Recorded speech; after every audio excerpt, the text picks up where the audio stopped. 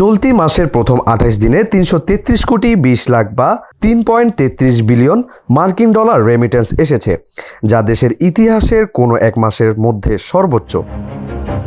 রোববার বাংলাদেশ ব্যাংকের মুখপাত্র আরিফ হোসেন খান তথ্য জানিয়েছেন। তিনি বলেন, চলতি মার্চের প্রথম 28 দিনে দেশের রেমিটেন্স এসেছে 333 কোটি 20 লাখ ডলার।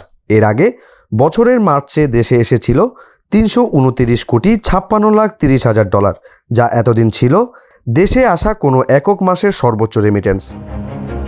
চলতি অর্থ বছরের জুলাই থেকে 28 মার্চ পর্যন্ত দেশে এসেছে 2578 কোটি 50 ডলার রেমিটেন্স, বছর ব্যবধানে যা বেড়েছে 18.80%।